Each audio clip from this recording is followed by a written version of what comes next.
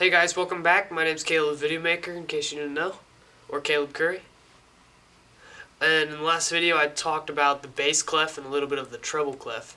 And well, when you're writing music for stuff that can reach both ranges, because if you remember, bass clef is in the lower range, treble clef was in the higher range, sometimes you'll put them together. So you'll get 5 lines up here, 3, 4, 5, and then you'll get the treble clef. And then you'll get like this little bar thing. Then we'll get the little bass clef down here with the 5 lines here. And then every single line of music will have both of those. The reason for this is so you can get the complete range.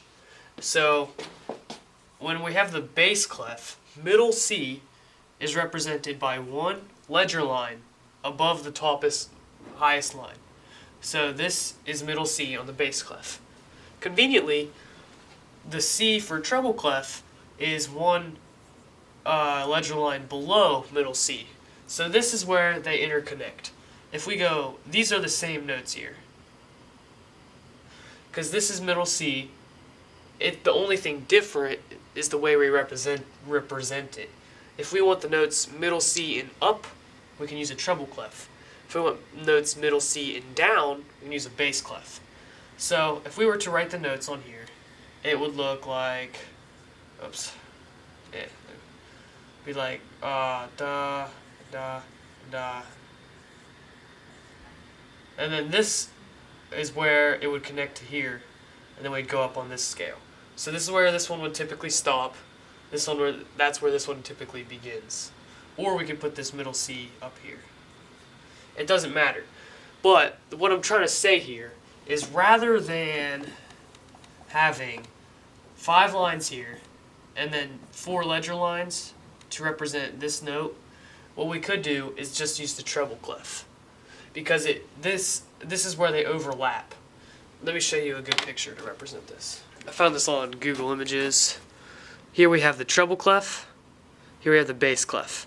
Now if we're going to write notes, here are the notes they line up with on the keyboard or piano, or basically any instrument. These just represent pitches.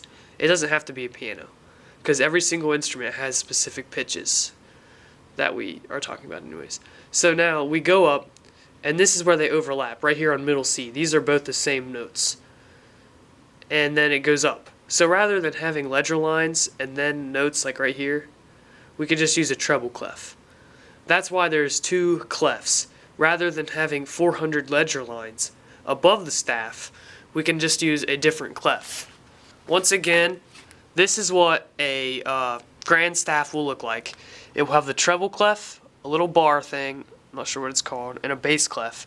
And we will just write on both staffs. And they'll both be played at the same time. This with the left hand on a piano. Whoops. Oh geez, what did I do? And this one with the right hand typically.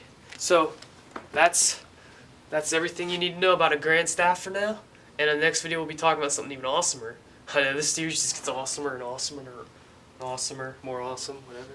So yeah, subscribe and click like. Follow me on Twitter. Subscribe. And I think that's it. Thanks.